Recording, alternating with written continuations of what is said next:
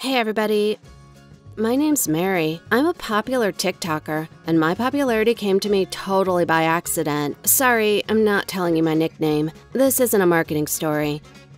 Anyone who knows me would understand, and others would have a lesson for the future. I, as any teenager, just wanted to be popular. And as any teenager, I had absolutely no idea how to be cool. Well, this is a typical story, where there is a ton of desire and energy, but no good idea where to put it all. I didn't want to go the easy way, all sorts of beauty blogs, fashion, etc. This slag was out there without me in all my social media, and I couldn't give the audience something new that hasn't yet been shown by real stylists or makeup artists. Pranks and news fell off there too. I used every social media I could, and I roughly built a behavior model for myself. Instagram is for the pumped up and rich, who have money for advertising. Let's be honest, the majority of girl bloggers post their naked asses there, and my ass, not for likes. With YouTube, everything is much easier and more complicated at the same time. A few years ago, a person having minimum creativity could get popular quick, but now you need very cool ideas. And I still don't have them. And then there is no money either, as is the case with Instagram. And then someone created TikTok. If you don't know, it's a platform with funny videos, somewhere around a minute. Of course, in its scope, TikTok doesn't reach the sizes of corporate monster. And in fact, it's only better than some Snapchats, which are no longer needed. But nevertheless, it seemed to me that this would be a good start. So I started looking for myself. The only problem was that there are millions of people like me on the internet, and everyone wants to get their piece of fame. And I don't have any special talents or skills. Well, come on, I'm only 16. Somehow, I didn't have any sense of humor, and I had no funds for a creative team.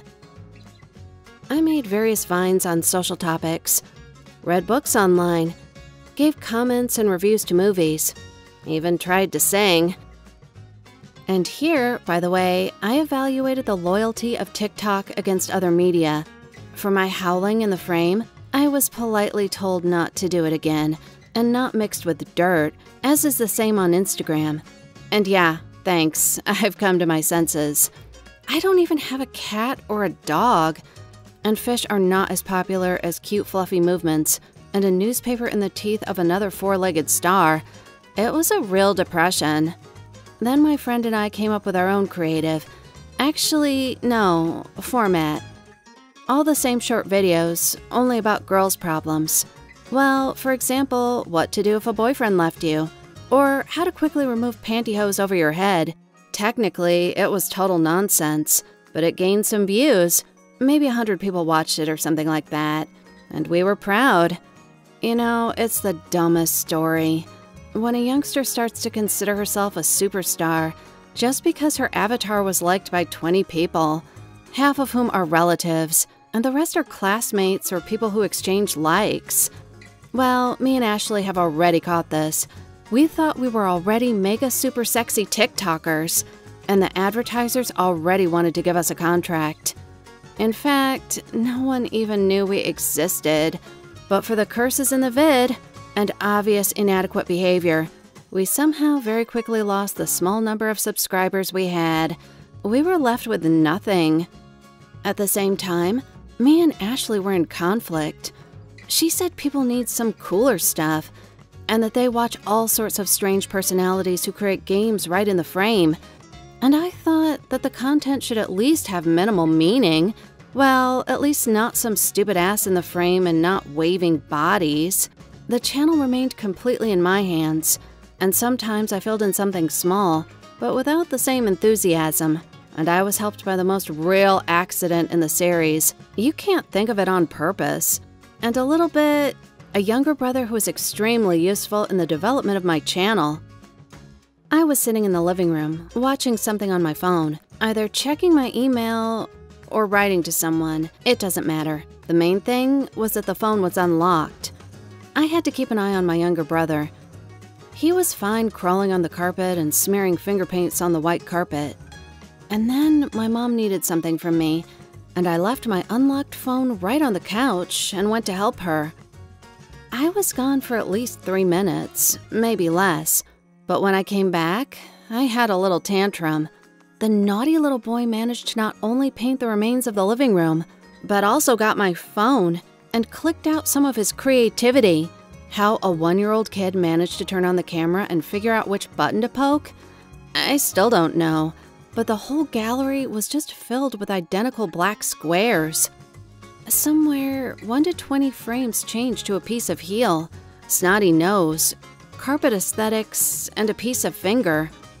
I then yelled a little, took my phone and went to my room, while my mom was washing the living room and my little brother. No, I'm not a sadist. I'm just forbidden to raise my brother, and my mom has a steam mop that washes everything, even the art of my little brother. And then something happened that I could never imagine.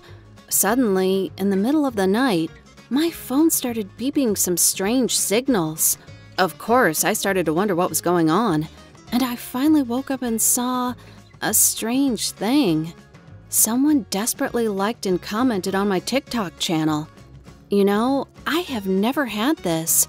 In some completely wild numbers, people went, watched, put likes and wrote something under the video, and most importantly, I didn't post any video that night. Of course, I started looking for what people liked so much, and I saw it. Just a black screen that was broadcast for a minute. Just a freaking black screen. For those who don't know, videos in TikTok are loaded with this black screen. So I watched and waited for the show for a long time, swearing at my internet, and then I switched to comments. And there, people laughed, said they had never seen this before, and shared the video with friends. Understand, yeah, they just shared a black screen. Apparently, it looked like a deliberate prank from the outside.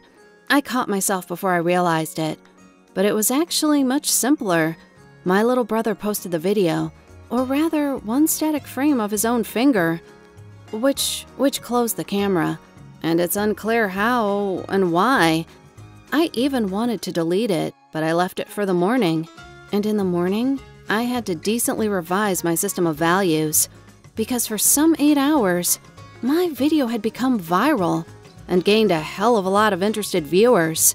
The channel had risen from 0 to 20,000 subscribers, and views continue to grow. Magic? I just blame it on him, because you can't just take and dial on an empty video and get so many people. But how cruelly I was mistaken. The most interesting thing was that many commentators saw an affair that was happening with some meaning, messages, almost Masons led by the government. I honestly described to everyone that the author of the folk creative is my 1-year-old brother. Even showed it in the next video, but the number of subscribers continued to grow, and I accepted it. If people like that, why not? So me and my brother started to actively post strange content. My brother drew everywhere, and I just took pictures of his work, often even the usual static photos. People laughed, shared, and liked. My channel grew, and now the long-awaited glory, recognition, pride in the work that has been done. I was noticed by advertisers. Some even began to copy our joint content with my little brother, but apparently they didn't have enough soul or colors. The idea came only from me as the original source. Our new masterpieces already included Black Square, Blue Square, Storm in Space, and my favorite, Bonfires. And no, I didn't give the names. People created them themselves. For me, it's still spots, streaks, spots, something weird, more spots. I'm not lying. Recently, someone seriously asked to buy my work in a gallery. In a gallery, Carl! Some rich people just wanted the pictures of my little TikTok partner on any surfaces available for big bucks.